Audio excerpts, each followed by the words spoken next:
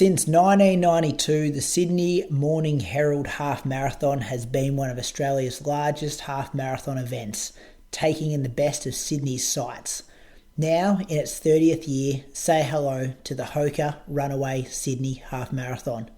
With an updated half marathon course and an all-new 10km course, the best of Sydney's city streets are yours to enjoy on Sunday the 21st of May 2023. Entries are now open at runawaysydneyhalf.com.au.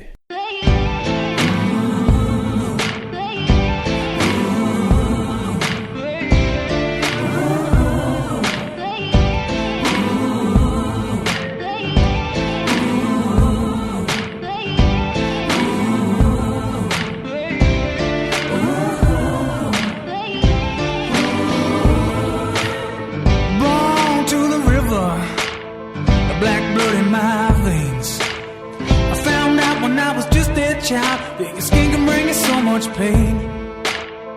Now I hear you say you got the best of both ways. Won't you come and take a walk in my shoes and tell me if you take my place?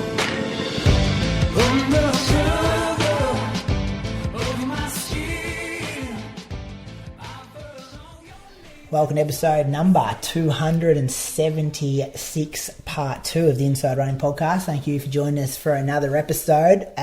Interesting this week, 2 parts to the show. Already recorded the first part. This is the second part. We're going to be talking all about the World Cross Country Championships happening this Saturday in Bathurst, Australia, which is hugely exciting for Australian fans to be able to see an event like this on home soil. And we've also got a Rorey Hunter interview that Croaks did on the weekend to go at the end of the show. Welcome to my co-host, Bradley Croker, the 217 man from Canberra. How are you going this week? Good, Brady. Counting down the days till we leave. Feels like we've just done this, Croaks, but yeah, much happened in the last 2 days? No, not a lot. Not a lot. And my other co-host, he'll be just about bags packed, I reckon. Julian Spence, how are you going? Excitement levels high? Well, I did just pack my bags, actually. What'd you put in? What would be in your bags that you're packing? Different coloured split shorts. Oh, yeah. No T-shirts. Because it's going to be hot. It's going to be hot, but then I checked. I'm like, I'm not putting a T-shirt in because you don't need that. It'll be too warm. And then I actually looked, and it's like gets down to 11 in the mornings. So I'm going to go put some T-shirts in. Got a bucket hat to stop me getting burnt out on course because we're about there for a fair bit, I reckon. Got your media pass? Oh, that's right. You know what? I thought I might have a coach's pass. But no, so Ali's got to shout me a coach's pass. Hang on, thanks AA for that. What's the latest on that? Because we've touched on it the last couple of weeks. You don't get a pass to get in for free as a coach. No contact, no replies. So, yeah, I'm just going to rock up and coach from the sideline, I guess. How much is it to enter the venue? Ticket? I don't know, $30. Yeah, $35. Okay. Still, that's pretty stiff, right? I pay my coaching fees to AA. Like, I go through, I do whatever they want me to. Like, you get an athlete there, and they don't let you go and watch. I agree. But Moose, the fact that you get free entry. You get free entry on the Saturday if you've entered another race. So because you've entered the golden ticket, you actually get free entry anyway on the Saturday. Oh, yeah, good. Yeah, but that cost him $95. It only cost me $90. Yeah. So have you made the decision over the last couple of days on whether you're going to run or not? Oh, Croaks, geez. No, I'm not going to run. I'm going to go out battle with you. Actually, Friday morning, 6 a.m. session. Have a medal ready for us, Brady, when we get back. Yeah, well. Someone will get crowned the winner. That'd be good. Archie's actually got an entry to that race, Croaks, and he's not going to be there. So if you want a bib, I can get you one. That's all right. I'm happy to go and do a session with Moose. That'll be a novelty. Have you guys ever done a workout together before? No. We've been the only race is the one I beat him in that time at the 5K. And the only other time we've run together would have been Berlin and a long run in Geelong. Oh yeah, post Satterpeck. No, actually, no, we ran Mulligans. We ran Mulligans together. That's true. We did do that. Yeah, we have run a bit. Oh, that's good. Anyway, boys, I've got some fast fire questions for you. The race is Saturday night. We've got the men's 10K. There are more than 230 athletes entered, 134 men, 102 women. They're entered for the individual races. There's 150 juniors with 81 men, 73 women, and 15 teams have entered the mixed relay. There's a link there if you want to open it up to have a look at some of the big hitters. Some big headliners. In particular, I think I read somewhere today, Kenyan's team is absolutely loaded. Any of the 6 guys could potentially podium. It's great to see both Uganda as well as a strong Ethiopia team with Barega in the team, despite finishing 7th in the trials. Who's going to win the men's race first, boys? Who's going to win the females race? G'day's there. She'd have to start the favourite, but she's never won it before. She's won the junior race, but never the senior race. Who do you like in the men's? For me, it's Cheptegei. Cheptegei. That's my tip. Cheptegei win last time. Yeah. Yeah, he won there. But Kiplimo behind him, I think it'd be Ugandans. I think they're good at this stuff. I think Uganda, where they train, is really hilly like this. It's not a very comfortable place to run. They're day in, day out training. They were very good in Denmark, and I think they're going to be very good again here. They've been very good in the track races too, haven't they? Like, they're always there. They don't win them all, but they're always there. I had Kip Limo written down here for my pick in the men's. I just think the extra strength that he has, like from the half marathon stuff, will come in pretty handy on this sort of course because of how tough it is. I'm going to go Barega. He won a race, I reckon, over in Spain a couple of weeks ago. He'll be annoyed he only comes 7th at his trials, and they've put him in the team, and now he's got to justify getting a win. He beat them all at the World Champs. He's got the biggest kick. Hopefully they don't run it out of him over the hills, and he's still got a bit of toe in the last 100 metres. But yeah, it's going to be a good race there. Next question for the men's race before we do all the women's stuff. We'll go through all the men's stuff first. We'll make it gender each side. Who's going to be the top Australian in the men's race, boys? 10K. Ooh. Jack Arena won our trials. Brett Robinson gets an extra 3 weeks, though, to get fit. This is tough. I just think the fact that it's a tough course and it's going to be super hot, it throws up so many more variables. Like if it was something like Stromlo, I'd say Jack. But I think there's a chance that other people potentially could beat him on this sort of course. Because can you remember a time other than Stromlo that Jack's run like a super hilly course somewhere? No, he hasn't run AV for a while. Did he go to Denmark? He did. He was sick. Stewie was sick, I reckon, wasn't he? Rayner was sick, I reckon. I reckon Stewie pulled out with sick. I reckon it was Rayner because maybe he was coming off sickness because then he had London after that. I reckon he was sick. Yeah. But you're right, Croaks. The point you make is when is the last time he's run a tough cross-country course? Whereas, this suits... I'm not going to say 62nd, Moose. Like, I'm not going to say that Andy will be the top Aussie, but something like this sort of course probably brings him, levels the playing field a little bit more. So, yeah, I don't really know. I'll go... Ramsden could. He was strong at that trials. If he paced it a bit better, maybe he could have been with Jack. And Kai's also a bit of an unknown. Oh, my boy, Kai Robinson. He'd said in that interview he's going for top 10. That's why he's coming. Who's your pick then? 90% chance he blows up. If it's 10% chance he can go top 10, he'll take it. I like Brett Robinson. I think he shouldn't have ran the trials. He did. I think he should have. He should have been given a pass. I think what he did at trials was pretty impressive, considering how many weeks off his Australian record it was. Give him another 3 weeks, 4 weeks. I think he's going to be stronger over a tough course. Would he run? He's been top 30. We talked about this before. Yeah, he's been very consistent at World Cross. He was 30th at Denmark. Yeah. Hard to go against him when you look at the numbers like that, isn't it? Yeah, but look, I'll go someone different just so we don't double up. I'll go Kai. Yeah, I'm going to say Kai will be top 3 Australians. How's that? Moose, give us a name. Do you give me one? Yeah, you went Jack. I'm going Jack. Yeah, you say it's like wet weather football. Yeah. Everyone says, it brings everyone back to the same level. No, it doesn't. The class steps up. The class shines brighter on wet days. Those with skills stand out. I'll give you this next one then. Men's, does anyone surprise? We saw Rorey Hunter surprise at the trials. No one had him in their top 6. He came out and come 5th, 4th, whatever he was. Does anyone surprise here in their finishing order?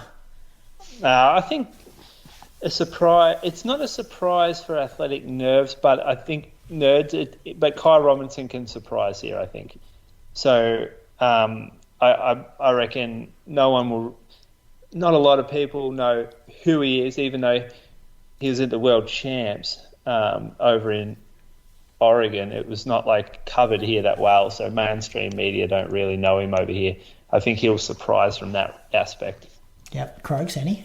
That, but also I think Andy will finish higher than where he placed it, like at the trial because what was he, 5th?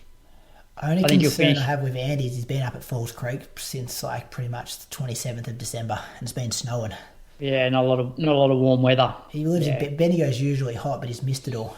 Jeez, you're the one that's normally talking him up. Now I know, has me concerned. He was in Bendigo running over those trails he runs across. Like, they're two of his strengths, trails and hot weather. And he's kind of taking, I guess Falls is still trailing, but yeah. Well, that was sort of the discussion I had with Rory in our interview as well, was the fact that, you've gone up to the mountains and it's been snowing, but he's at least come down for the last week. Yeah, well, Andy's still up there. Okay, let's go to the women's race, boys. Same question. Who's the top female Australian? Rose got the W at the trials. Leanne was there. Caitlin 3rd. Izzy 4th. I'm going to go Leanne on this one.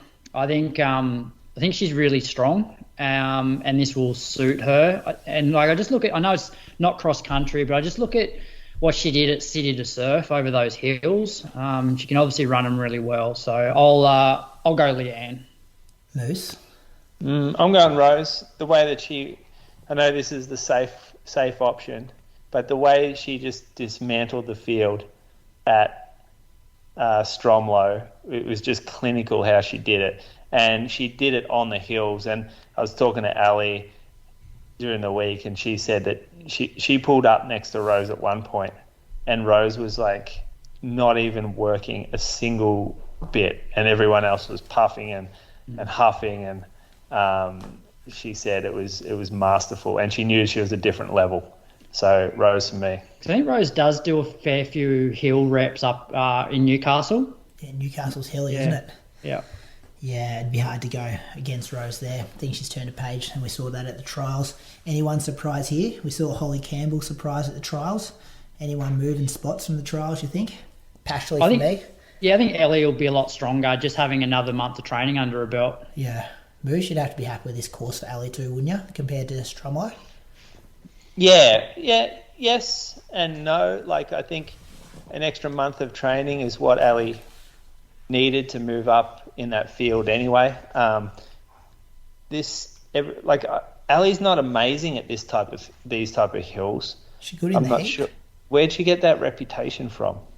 Don't you guys bang on about how hard your long runs are every single week on this podcast? That's where she gets that reputation from. I didn't say she's good at them. Didn't you just destroy Charlotte Purdue down there? No, Charlotte beat her up.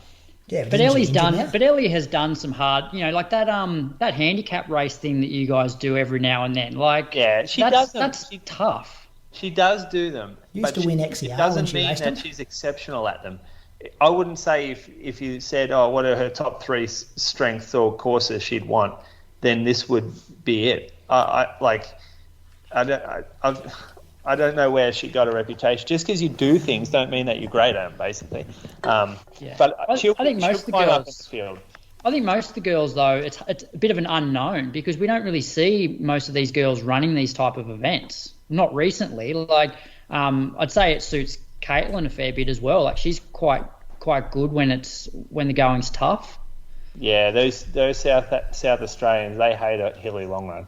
You should see mate. Do you see what they did? They had a group of them on the weekend after this invitational. They ran on fucking concrete around the city. I saw a video from Diddick or something. They're like, look at this great long run. I'm like, you're on a road. Get on some trails. Show them some dirt over a hill. Taking a Bel Air, is that what they call it? Bel Air? Yeah, get out in the dirt. Come on. People don't want to run on the concrete. Well, and they do a ton of flat stuff. I don't think Izzy does a lot of hilly long runs down there. Well, that was my next question. Battle of South Australian females, Caitlin or Izzy. Is there any concern with Jack and Izzy that they had a half marathon 13 days before in Japan? Half marathon? Yeah, Murugami. Yeah, potentially. Is that still in their legs? How many days do you say? 14? Yeah, it will be 13. Sunday to Saturday. Yeah. That's a tight turnaround. It is a tight turnaround. These days, I think super shoes help a bit with that. Like, the travel would take it out of them a little bit. It can't take you half a week to recover, and then you're going to tape it for half a week. Like, it's not a lot of... Yeah, I guess if you're over it, you're in the clear. You wouldn't want to rush the workouts in that week afterwards. Anyway, who's going to win, Caitlin or Izzy, at that head-to-head? 1 second separated them at the trials. Caitlin. Krogs, I know who you say. Not a fan of Caitlin Adams. No, I'm going to go... What are you talking about? I just said that she's good when it's tough going. Yeah. She likes the cross-country. You're on the record, though, for not being a fan. I'll go Caitlin as well, then. I'll go Caitlin as well. We can see a lot of share prices going up this weekend, I think. Who's the women's winner, boys? Going through the list. Can't go past G'day, can you? No, I'm not picking G'day. You're not gonna? No. I'm picking I'm going for Beatrice Chibet. Oh, yeah. The Kenyan. So she won Com Games. She also won the Cinque Molino cross-country race earlier this year in Italy. Through the barn. What else did she do last year? My only concern with her is she's more of a 5K sort of, she hasn't really stepped up to 10K half marathon, but her world her world athletics profile does have a lot of cross-country races in here. So lots of first, seconds, thirds. So she finished first at Com Games in the 5 and finished second at the World Champs in the 5 last year. So I'll go with her. Good pick. Hey, I know I was assuming she was going to run the relay as well. The relay teams haven't been all announced, but keep an eye on Nozomi Tanaka from Japan. She goes down to 800. She's entered in the 10K as well. She's got wheels. You know what I'm talking about? She always fangs it at the World Champs and Olympics and stuff. Yeah. 1500s. She is a legit performer, and she's not afraid to go hard. And if she's in the top 10, if she does it, I'm surprised she'd do the 10K, because she's run 2:02 for 8, 3:59 for the 15, 8:43K, 14:58. She's run 10K in 31:59. That doesn't stack up real well. But just keep an eye on what she might do at the front of the pack if you're watching. Who you got, Moose? I got G'day. I know, boring. But she's won the title twice under 20s. She knows how to win cross country. She moves like an absolute gazelle. I can't not pick her. And she has sacrificed a spring over there marathon to do this. Can you imagine the money that London, Boston, Tokyo would have been throwing at her after she ran 2:16 at Valencia? Yeah. She's going to just fly up those hills. Yeah, she's a safe bet. But if you're going into the tab and you're looking for some, make a bit of money, you're not going to make much off her. Well, you're going to make more than if you bet against her. Well, not if you go Beatrice Chibet in the Quinella. Oh, maybe that. Do you know anyone offering odds? They should offer them, shouldn't they? Who was Zach's mates that did that betting thing? Yeah, I think that got shut down. What were they called again? Bet with mates? No, I don't know. It was called something. It'd be good if they did have bookmakers. Let's talk about, does the Australian relay team win? Yes, no. If no, what colour's the medal if we get one? Yes, we win. I think we win as well. The other teams, what I've seen, aren't that strong. Yep. We're the only ones taking... Well, other teams are taking it serious, but I think we've got our A-listers. Other countries don't. Did you say yes there, Moose, or no? You said yes? Yep. Overall vibe of the event. Look into your crystal balls and tell me, is this going to be successful as Australia as a host? We've seen there was a few visa issues that kind of are on Twitter at the moment. I think it's only impacting the Ethiopian juniors, I think I saw. Hopefully they get that sorted between now and Saturday. Or is it going to be a flop because it's in the Southern Hemisphere, because it's going to be potentially hot, because people aren't sending full teams, because Australia's organising it? What do you reckon? We drive home Sunday, we go, that was good, or that was pretty poor? I think the event will be good. I think the course will be spectacular. I think they'll do a really good job of putting that together. The heat is going to be absolute carnage. The junior races, people will be collapsing all over the place. I have no doubt. Because I spoke to Rorey about this as well. World cross country has primary school cross-country vibes about it, where the gun goes, and even if you're a professional athlete, you seem to go, I've just got to go with it because I don't want to be match central. It's off the back. And if people do that, they're going to collapse. So I think it's going to be some carnage due to the heat. I think the top end of both races will still be really, really good, but I think when we reflect on it, the depth probably won't be there because of people not coming because it's in the southern hemisphere. Yeah, so when we said before that like we were rating Brett because he comes 30th, do you think coming 15th or 20th might be the same as coming 30th in the past? Potentially, yeah. Okay. I still think like top 10 will still be pretty phenomenal. Yeah, so it's going to be, cause you got to remember, there's 6 Kenyans, 6 Ethiopians, 6 Ugandans, and they're good 6. There's 18 spots. Moose, flop, good successful event. I think the fact that the Europeans aren't here means that it's not going to get the attention worldwide that it would if it was, say, the Denmark one got. I think we're going to lose a lot of exposure there because people in the UK aren't even watching it. Or maybe they'll watch it, but they aren't watching. They're not following their own team there. So I think the prestige will drop a little. Even though, like you're right, Croaks, the top end is there, I think the prestige will drop a little just in the athletic community's eyes in Europe. And then hopefully this isn't a precedent that's starting to get set where, okay, we're just not going to send teams. We're going to save some money. No one really cares about it that much. And we can get away with this in the future. That's kind of what it seems. Athletic federations trying to save some money. And if they don't get called out for it, or if they go through one round of getting called out for it this time and they're called out less the next time, then all of a sudden they're not sending any teams and no one cares. It'll end up pretty average. I mean, like Com Games, you can sort of get the feels that it's happening with Com Games at the moment.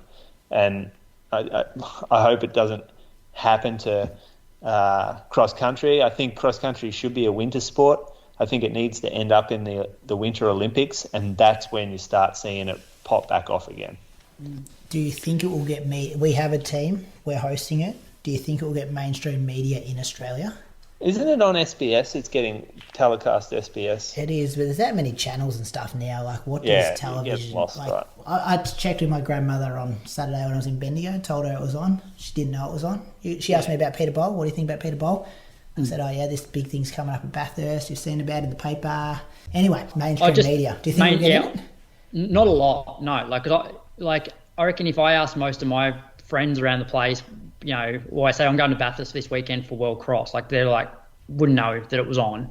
And sort of that period now where, Australia's playing India in India and the football season sort of gearing up, trial matches, that sort of stuff. I don't think it'll get a heap of coverage. That being said, the fact that Ethiopia, Kenya and Uganda have sent full teams and strong teams, that will definitely save the event. And it just goes to show how important it is to those countries. Whereas, as Moose was saying before, there's a few countries that maybe it's just sort of lost its appeal a little bit.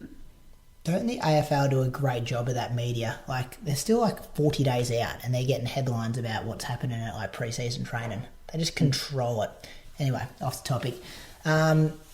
Do we see the golden ticket winners? Well, we talked about it a bit last week, but now we know the names. Liam, Ed, Tom DeCano, Leo Patterson, the 4 headliners in the men's. Sarah Klein, Paige Campbell, Alexa Gilmore in the women's. Are they there to win and then go the next day? Or do you think they're just going to go see the course, not rock up the next day? Some will run. Liam, for sure. If Liam gets a golden ticket, which I can't see him not getting one, he will rock up the next day because... Is it top 8, top 6? I thought it was top 7 or something. Top 7, okay. But even then, Liam's going to finish in the top 6. But you've seen Liam. Liam will run Gold Coast half on the Saturday, and then he'll go and pace the top guys for a half marathon on the Sunday. So backing up's not an issue, and I reckon Liam's the type of guy that sort of deep down would think, I deserve to be on that World Cross team. So I'm going to go and try and beat as many of them as I can on the Saturday. You reckon he'll take someone, Croaks, this far out? You wouldn't bet against Liam over Cross. I reckon there's a chance if the course on this Friday doesn't bang him and everybody else up too badly, he would be a chance of beating one of the 6. Moose, any thoughts there? We did talk about it last week. Bit of a repetitive question. Yeah, no, I think there's some, like Liam, he could be right up there in the main race. I think he can. I mean, they're given 7 tickets, right? Ed Goddard didn't do the trials either, did he? So we're not sure what kind of shape he's in. Yeah, but well, we do. He ran that 5K Box Hill. Oh yeah, we do. Yeah. But Liam can snag this ticket doing a tempo run basically, and then he can show up the next day and he could create a stir. When we talk about courses, like this guy's running gait suits a course like this. This guy will get through mud and sand. He's built for something like that. So I reckon he'll get a ticket and whether he wears the black ASICS skin or what, he'll feature in the race around the Australians for sure. Jeez, this time last week I was a bit against this race, but I think this could really throw a bit of a bomb. I'm still against it. But now it's Liam, and now you're talking about it. You got me kind of like, this could be an extra kind of firecracker in there. Oh, it's going to bring the best out of him, though, isn't it? Yeah, from an entertainment and those guys. Yeah, like from an entertainment point of view, it's going to be great because it just adds this extra layer to the story. But I don't think it's fair on the guys that have made the team to then have to sort of be worried about another Aussie and making them potentially look bad. Yeah. No, because that's like the group vibe. I'll give it the Sunday group test. People, everyone thought it was 1 ticket in the group. And they're like, oh, yeah, 1 ticket, that's all right, that's okay. And I said, no, it's like 6 or 7 tickets or something. And they're no, you can't do that. You can't be giving 7 people a free ride into this, not a free ride, but a ride into the race. And it just ruins the integrity when there's going to be that many people there that didn't earn their way in the right way. Do you know any other people doing the golden ticket that will potentially be that top 7? Benny St. Lawrence. Benny St. doing it. He come 4th in that 5K the other night. He's back in shape. He's had a kid too. He almost got 3rd. Yeah. Dude, yeah, he's fit. Jeez. I reckon Paige Campbell will be joining her sister on the start line of World Cross. Yeah. So the people we're putting in equality, they've been there before, those guys. Anyway, boys, I'll see you up there. Rorey Hunter interview Croaks. Give us a bit of an intro. Yeah, so didn't mind this. He came over straight after a session that he'd done at Stromlo. He just recently got down from the mountains. We spoke about his intro into running, but also World Cross, and he knows that that sort of course, given that he's a low mileage guy and a 1500 guy, that it's probably not a strength of his. But we also spoke about potentially moving up in distance because he really hasn't sort of reached his potential at 5K yet. And then we also chat a bit about the college scene, and he had some really good advice for juniors that are looking to maybe go over to the US college system. Yeah, didn't know much about him before this, so it's good to document this kind of stuff, Croaks. Well done. All right, what's happening between now and, I'm going to see you guys pretty shortly. Anything other than driving cars? No, looking forward to it. Nothing. Catching up there. Safe travels. What are we going to do about group runs? Are we going to put something out? Should we all go cheer you on at Bathurst Park Run Saturday morning? No, I'm doing a session with Moose Friday morning, and then I'm coming to watch you race. And so then I'll either be doing an easy run Saturday and a long run Sunday, or a long run Saturday and let's do long run Sunday. Saturday. All right. Long run Saturday from Bathurst Park Run. I'll look at I've actually been looking at some potential courses around, for a long run. Jeez. From pretty much spare time, wouldn't it, Moose? From the park run. Just a big day in between some Netflix. Yeah, he's mapping out routes for workouts, and I reckon that's probably the go. We just meet wherever they start the park run and do a run from there. Check the weather and stuff as well. There'll be no official. We were thinking early days maybe we do a live show or something like that, but it's a busy weekend as it is, so there'll be no official a recording show or anything like that. But we'll try to tee up this is where we're going to start our long run. This is the pace we'll be going. If you want to join us for 1K, 2K, 30K, 35K, whatever you want to do, we can potentially throw that out there. Keep an eye on our socials.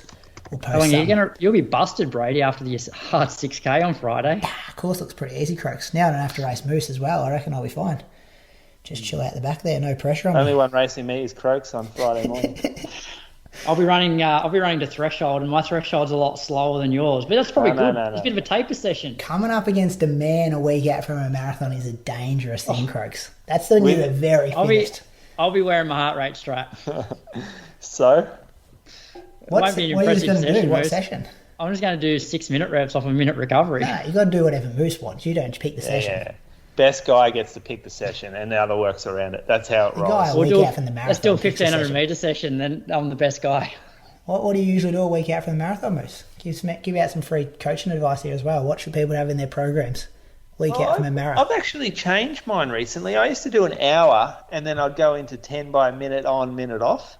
So it would be 80 minutes of running. And then I changed it up. I'm like, I don't think you need 80 minutes of running a week out. I'm going to reduce this. And I think I go back to doing something like 2 by 10 minutes or 3 by 10 minutes at marathon pace. So I'm like, this is more beneficial for the day than doing just a bit longer run with some random efforts at the end. So that could work, Moose, because I reckon your marathon pace will probably be about my threshold pace. All right, sounds good then. We'll just do a little progression at the end of each one. What time is my race, Croaks? Do you know exactly? No, it's a bit later. It's like 9 or 9:30. Well, that's right. I don't reckon Zach and I are going to get there till about 11:30, 12 Thursday night. Anyway, don't wake us up. See you there. I'll kick in your door as I get there. Anyway, see you, boys. Enjoy the trip. Now with 2 distance options, half marathon and 10K, Hoka Runaway Sydney Half Marathon will return to the streets of Sydney on Sunday, the 21st of May. The Sydney Morning Herald Half Marathon has been part of Australia's running calendar since 1992, with the latest evolution seeing it become Hoka Runaway Sydney Half Marathon. Runaway Sydney will now join 3 incredible destination running events across Australia and New Zealand as part of the Runaway Marathon series. Don't just run one, run them all. Enter now at runawaysydneyhalf.com.au and save with early entry fees.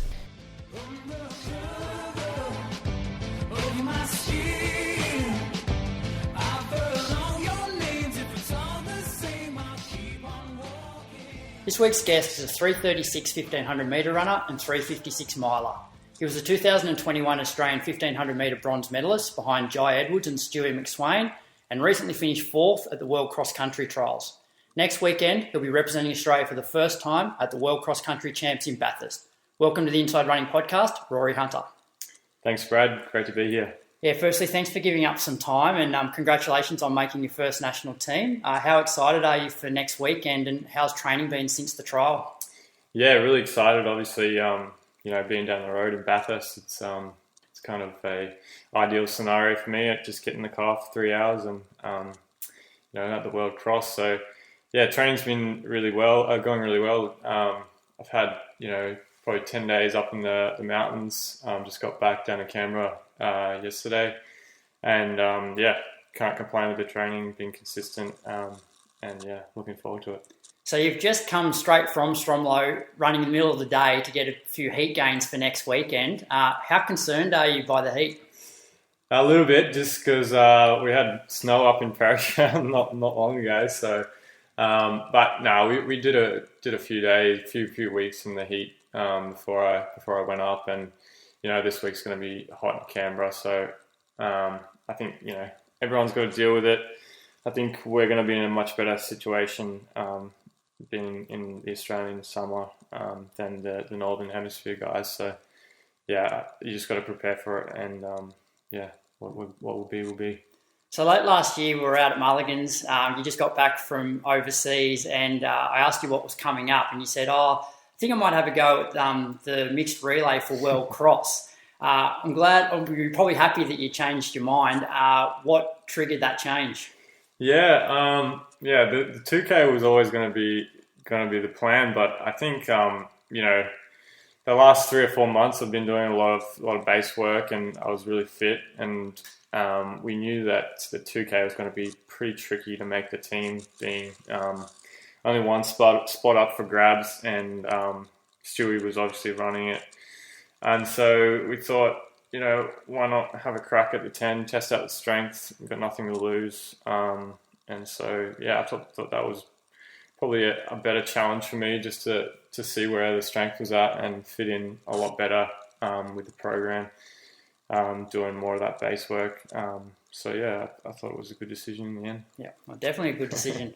All right, before we chat about sort of World Cross and goals there, let's chat a bit about the trial. So you finished 4th, around 29.40. On the start line, how confident were you making the team, especially given most of the guys you were running against are more focused on the 10K, and there are also rumours that guys like Kai Robinson and Pat Tiernan were hoping to get selected through discretion? Yeah, obviously I can't say I came in with expectations of making the team, but I wanted to put myself in a position to do that. And so we thought top 4 would probably be safe. Obviously, top 3 was guaranteed, but we thought if I finish top 4, then I'd have a good shot at making the team. So I just put myself in a spot to get top 4, and obviously had to be pretty conservative, with my moves, and I didn't really know what to expect over the longer distances. I've had some good races, in the New South Wales cross country stuff, short course, and all that sort of thing. Some of the road races a few years ago as well have had some good results. But it was a bit of unknown, but I knew I was fit, and I've been training really well. Hadn't been as fit as this, and so you kind of know where your fitness is at. And I knew I was in for a pretty good run if I got it right, and so I was fortunate enough to execute well on the day. So your goal was just to sit sort of on 4th shoulder for as long as possible, and then maybe use your speed over the last part? Yeah, sort of. I mean, there was obviously a few different dynamics going on during the race. Ramsden went out hard, and so I didn't really want to go after him. Liam went with him as well, so I knew he'd maybe come back, which he did, which was good. And then obviously Brett and Jack made a move about 3K in, and I was sort of thinking, okay, let those guys go. They're sort of, some of the favourites. And then I think the battle was going to be between some of those guys like Andy and Jackson and Andre. And so I knew if I was sort of hanging around those guys, hopefully 1 or 2 would come back.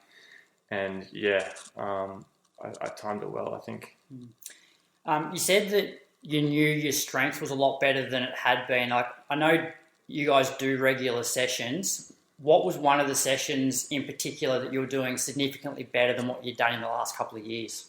I don't know if it was a specific session, but I think it was just the fact that I was able to put back-to-back weeks of the regular training week, and feeling a lot stronger than I normally do. Our standard week looks kind of similar to most Aussie programs. We do our track Tuesday, we do our threshold work or broken threshold on a Thursday, and then Saturday we do usually the Ks and some hills. And so I was hitting obviously pretty good splits, and being consistent in training, I was just feeling better and feeling stronger. I think that goes a long way over anything else, is the feeling. So let's move on to World Cross. What are some of your goals there, and do you think the Bathurst course will suit you, or you won't be as strong as on Bathurst as you would be on Stromlo? Yeah, I mean, as a track guy, I guess probably not as good as on Stromlo, but I think our training and our environment that we train in is very hilly, and a lot of strength-based stuff that we do.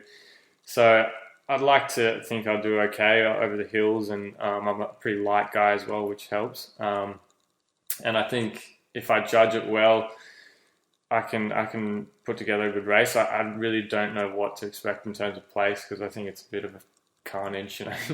World Cross always, you never can really know what to expect. So I think I just like to focus on running a good race in terms of pacing myself really well, given it's going to be hot and hilly and a bit of mud in there. So I think if I can be patient and execute a really good race, and I don't know, maybe looking at past results, if I'm top sort of 60-ish, that would be a great result, I think. Yeah.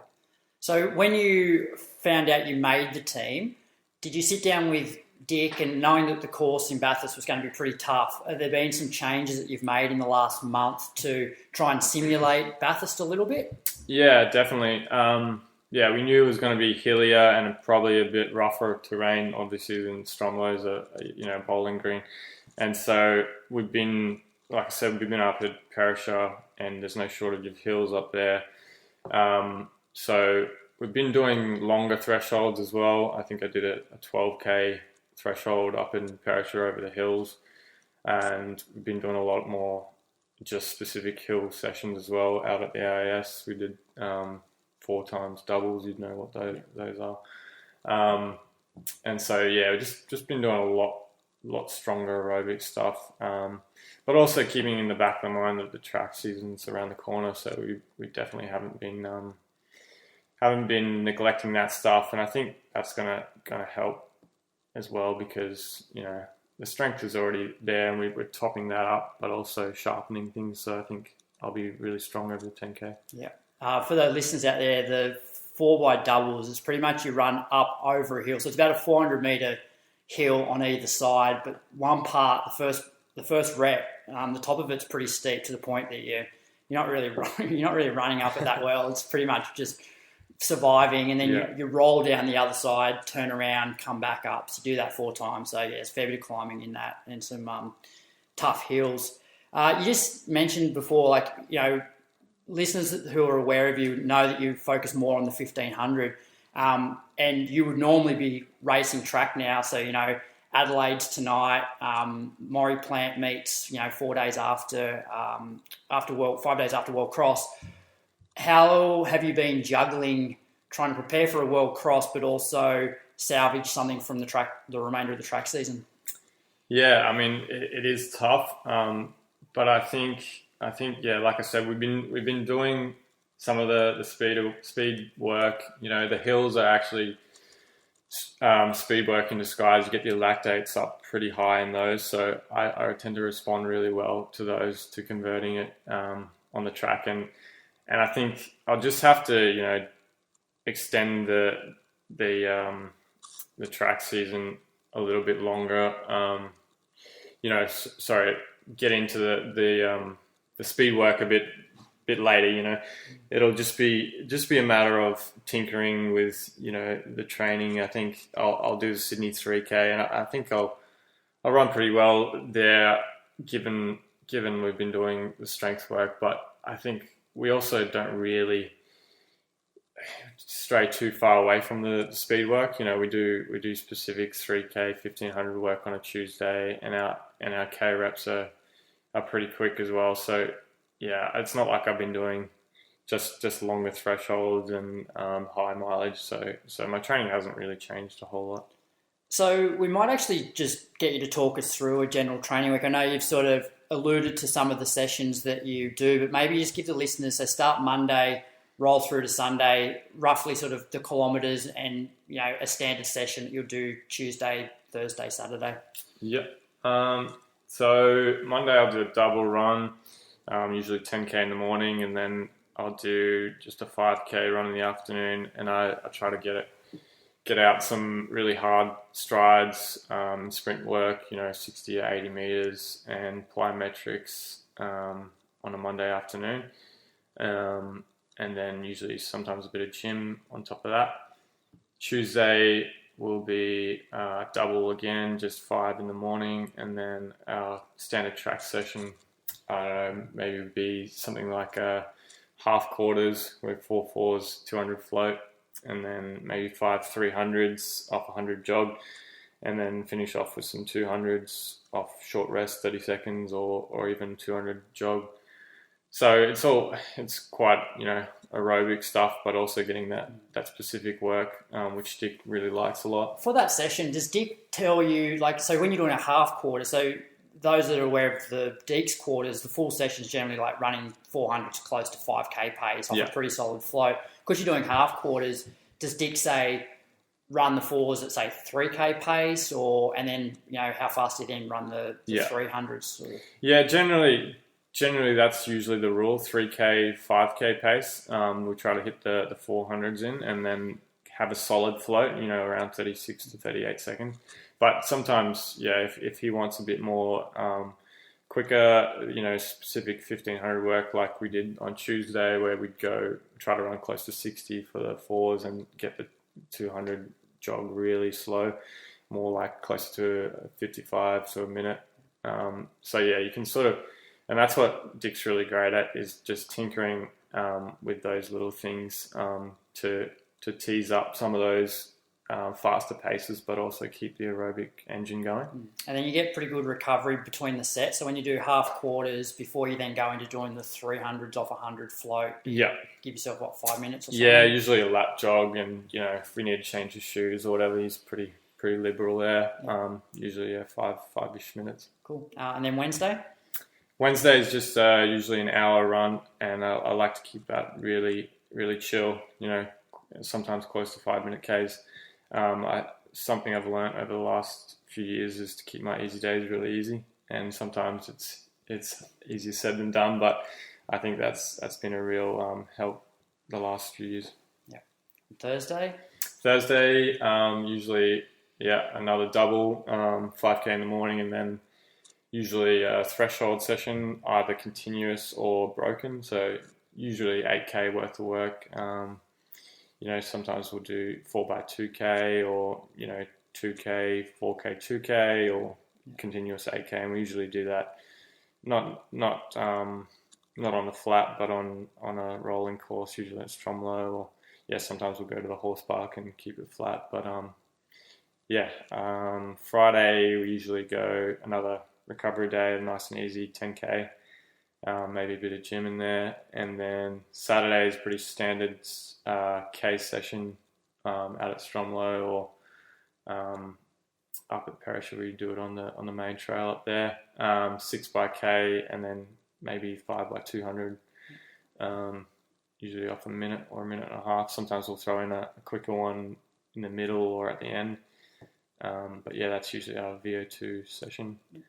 And then Sunday, I usually do 90 minutes or 20K. Yeah. That's just pretty standard for me. So looking at your Strava, that comes in at about 125K, which, when it comes to 10K cross-country runners, is probably on the lower side. But it also must be pretty exciting for you, given, you're predominantly a 1,500-metre runner, but you've got so much probably untapped potential in 5K and 10K. Do you think you'll be moving up anytime soon to those distances? We'll see. I mean, I always like to do the 10K road races and any cross country race. But it's tough when you go to overseas during the Australian winter, because you kind of miss out on all those races. And then when you come back, it's sort of like take a little bit of a break and fit in a few races here and there, but there's not much on at the end of the year. So I think obviously I got some potential there, and I'd like to dabble in fives and maybe the 10K over the road distances.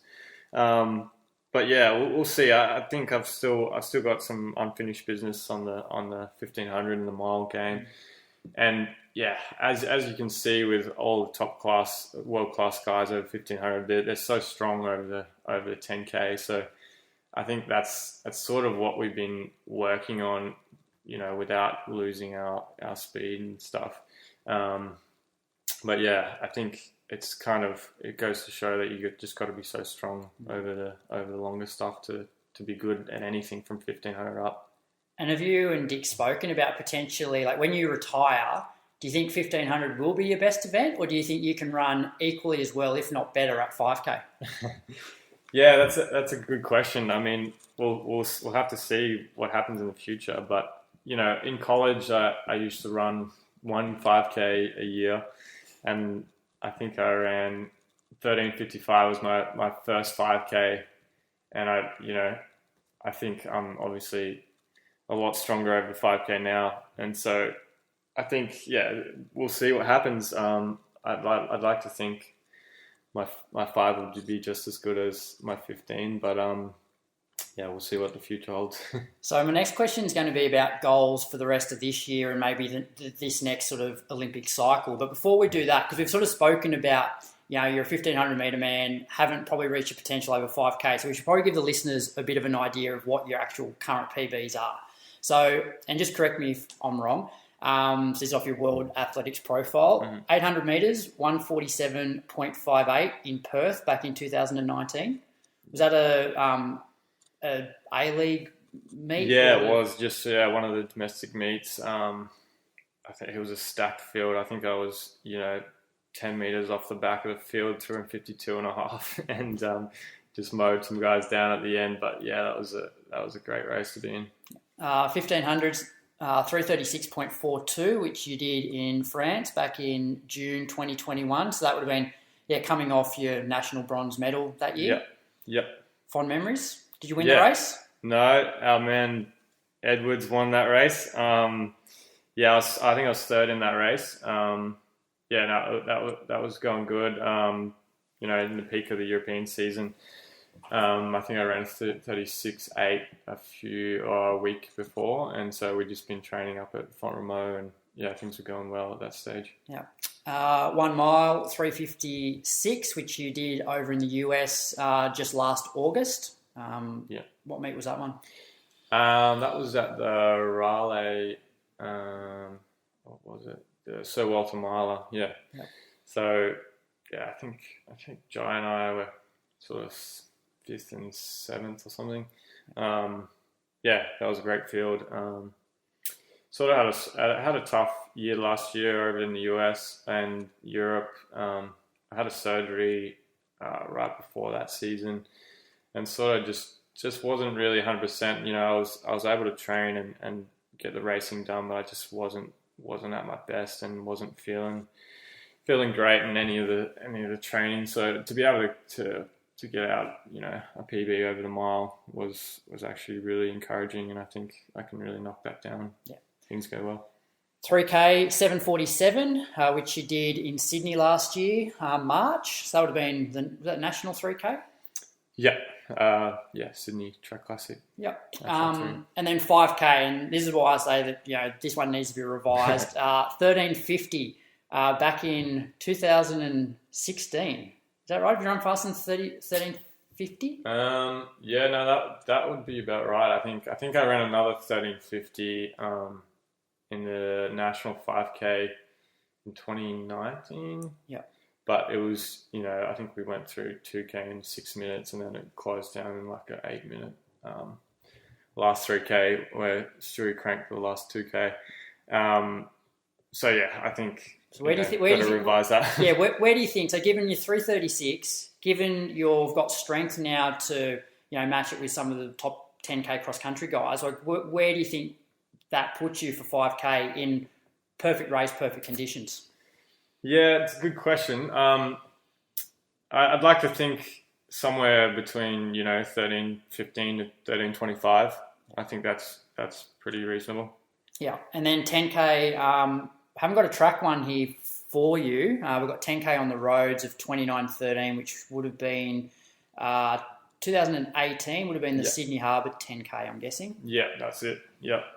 Again, that was quite a while ago now, and I was coming off a stress fracture not long before that. And so, I feel like, at the moment, probably you'd think somewhere between 28 low to 28 mid for a 10K, I'd say. And so goals now for the rest of this year, so after World Cross and I guess into the Paris cycle.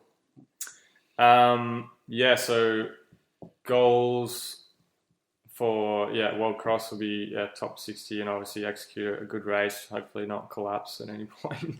And then the goals domestically for the track season would be hit a nice 3K at the Sydney Track Classic, hopefully hit a PB there. I think we're going to try to set that one up to go low 740s.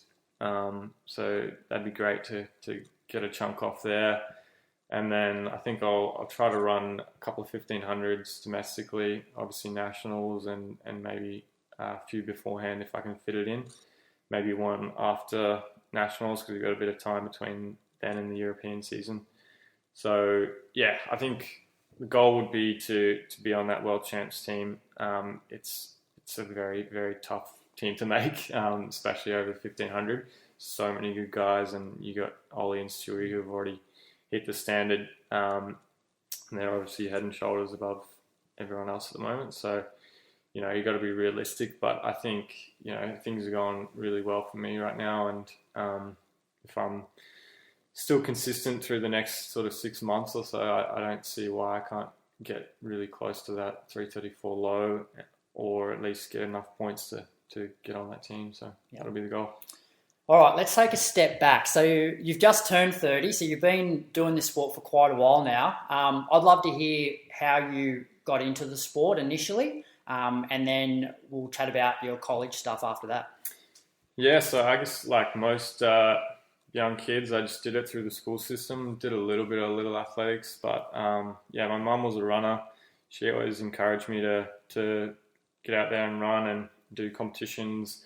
I sort of, doing multiple sports in high school and didn't really focus on the running until I was a bit older, maybe 16 or 17.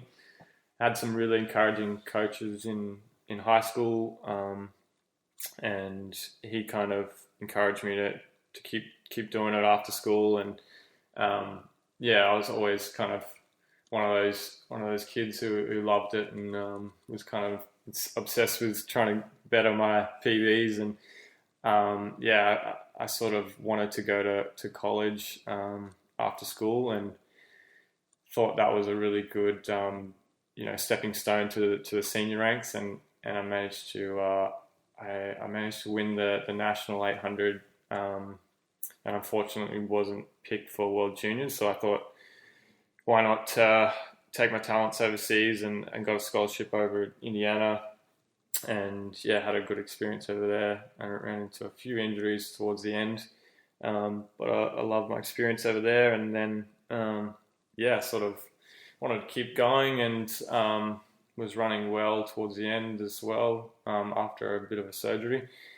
And I think I broke 4 minutes for the first time right before I came back to Canberra. And then I wanted to study physio as well, and so also train in a good environment with good guys, and in good trails and that sort of thing. And Canberra sort of fit the bill there, and so moved to Canberra back in 2017, and been here for 4 or 5 years now. Yeah, and so with college, why did you choose Indiana? And were there other colleges that offered you a scholarship?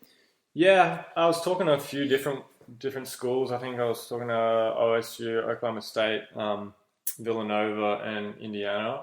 But at the time, Indiana had the reigning national 1500 champ, Andy Bayer, which was a big selling point. They had the Olympic gold medalist over the high jump, Derek Drouin.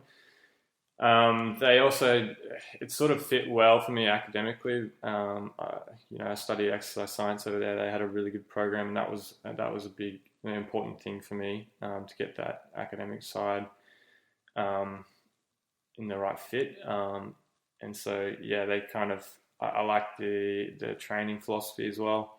And so that they seem to tick more of the boxes than the other ones. So yeah. And what were some of your, from a running point of view, your highlights over in college? There was a few. Indoors, we had a really good DMR team. I think my first year over there, we had Andy, myself, a 145, 800 guy. And so I think we finished fourth I think we were third or fourth at the NCAA indoors, and then third the next year. So yeah, that was probably some of the highlights. Indoors, cross country, we made it as a team a few times, which was really fun. Outdoors, you're telling me off air that NCAA cross wasn't a strong point for you. No, it wasn't. I had some barriers there, as a lot of milers do. Back then I wasn't doing big miles. I was sort of an 8:15 guy, and so the cross country, especially 10K, was a bit of a stretch for me. And back then they sort of ran it on this terrible course in Terre Haute. It was muddy the whole way through, and just not great for me. But I had some solid ones at our conference meet, the Big Ten meet, a few times. So certainly had some success, but definitely not as much as the track. But yeah, outdoors, I made a few NCAA finals. I think my best finish there was 9th. But then my third and fourth year, I sort of ran into Achilles problems. Indoors wasn't great for me, and sort of had to get surgery towards the end of my tenure there, and so wasn't really running that great.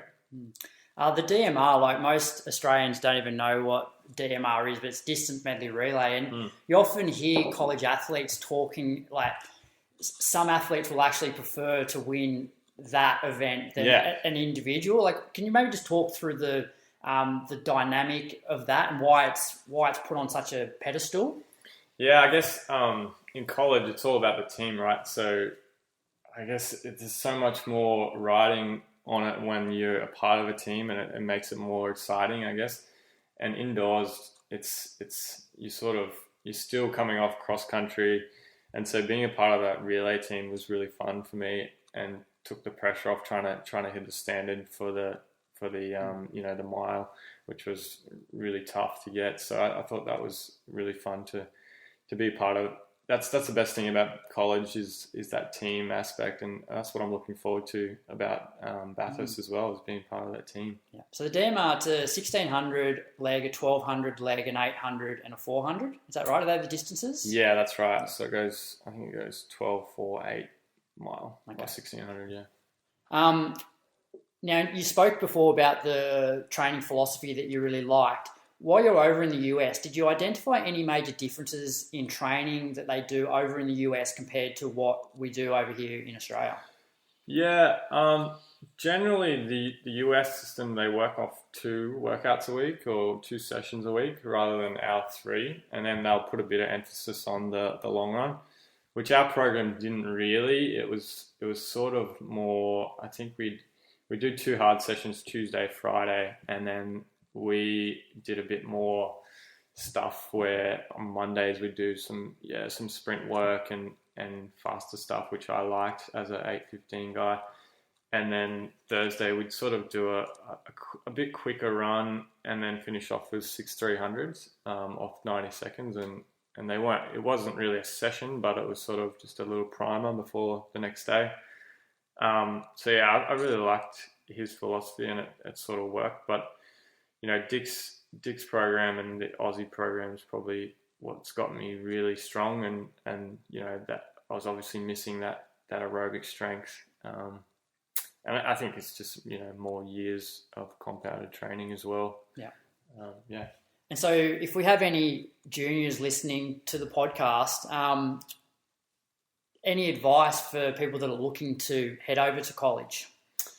Yeah, make sure you do your homework. And pick a program that fits well for you. Make sure there's some good guys to train with. You don't want to be the only guy over there who's the best in the program. So you want to be able to develop that side of things. You also want to have a coach that actually cares about your individual development as well, because a lot of coaches over there can sort of just throw you into the deep end and flog you a bit, so over race you, that sort of thing. So make sure you get a good sense of how the coaching is and if it fits your style. Also the academics, that's a big part of it as well. You don't want to come back here and have a useless degree. also the environment that you're going to as well. There's a lot of crappy parts in America, really cold, really urban settings. And so where I went was more of a college town, and so there were some great trails and didn't get too cold. There was a few weeks there of the year that was freezing, but it wasn't too bad. So yeah, make sure you do your homework and don't just jump at any opportunity that you get. And also, email around, because a lot of programs, just because they don't reach out to you doesn't mean they're not interested. So that's what I did. And when you finished college, you said that you wanted to continue running, but you also wanted to study physio. Was there the option for you to actually stay over in the US and join a team over there? What was the process there for actually moving back to Canberra? Yeah, so actually I did stay on for another year after college and train. Andy Bayer actually moved back and trained with our college coach, and we sort of worked together. I'd had surgery and sort of was working back in with him, and I managed to run a few PBs there. But it was sort of, a bit tricky after a bit. I wanted to obviously study as well. And with visas, it's tricky if you're not part of that supported group. Back then they didn't have as many American groups as well. So, I think maybe if I had my time again, I would have stayed. But no, I'm happy with the decision that I made. And so part of the reason for us doing these, interviews with people who are going to World Cross is so if people are up on the mountain cheering for you or watching the TV, they sort of know a little bit more about our runners. So outside of running, what do you do here in Canberra? Yeah, so I'm a qualified physio, and I work part-time, probably, 15 to 20 hours a week there, so that keeps me busy. What else do I like to do? Just the usual cafe hopping like most runners like to do, chill out. We have a great squad here in Canberra, a good running community, so I like to hang out with those guys, and nothing too extravagant. Interests outside of running, like things that you're sort of passionate about or have an interest in? Well, I mean, obviously, I really love like human movement stuff and the physio injury game. I mean, it's obviously related to running, but I'm really just interested in anything health-wise. I love, exploring and traveling, that sort of thing. But yeah, nothing too crazy. Favorite TV shows or anything? Favorite TV shows. Probably, I like any of those Narcos and Breaking Bad, those sort of shows, thrilling ones. What else? The Ozarks. I like Ozark too. Yeah. A lot of our listeners won't realise that you're actually sponsored by Adidas. How did that come about? And although you work part-time, how much of a difference do you feel like getting a salary from a sponsor improves performances, say, compared to before you were sponsored? Yeah, it definitely helps. I think it's not just the money, it's also the fact that it holds you accountable as well. It makes you feel more professional. And not that I wasn't conducting myself as a professional before. I certainly was, but it's sort of, it adds pressure, but it keeps you accountable and makes you do all those little things and treat it as a job, because you are getting paid. So I think that's the main thing. You can't let that pressure get to you as well. You got to still think of running as a passion and something that you love to do. And I think as soon as you start to overthink things and think about all those pressures that if you don't run well and get injured, etc., that you might get cut on your contract and that sort of thing. So I think it's important to keep grounded and just remember the fundamentals. And how did the sponsorship come about? So what triggered that? Yeah, I was fortunate enough to Jai and I to work with James Templeton, and he's got a really good relationship with with all companies, but at Adidas especially. And I'd sort of, that was after the season. I'd ran a couple of 336s and I medaled at nationals 3 times in a row at 1500. And so I think that also helped, get that contract. So, yeah. And obviously you would have the option to just be a pure professional and not have a part-time job. Yeah. Do you think the part-time job actually helps your running? I think it does. Yeah. And I've been the guy that's just focused on running, and I actually didn't really enjoy it too much. I think you need something else in your life to spend time on. That's not about running. Obviously can't cut in too much into the running, but a few hours a day, I think it helps keep your day structured, helps get you out the door at a reasonable time. Otherwise, I'd probably be sleeping in and running at 10 or 11 o'clock or something. So yeah, I think it certainly helps. It keeps me, keeps my mind occupied, and I certainly think that the stuff I learned through physio helps my running as well. So yeah. One thing I haven't asked you, do you do any gym work regularly? I know you mentioned you do some strides and you do plyometrics and that sort of thing after some easy runs, but do you actually get in the gym and lift? I do, yeah.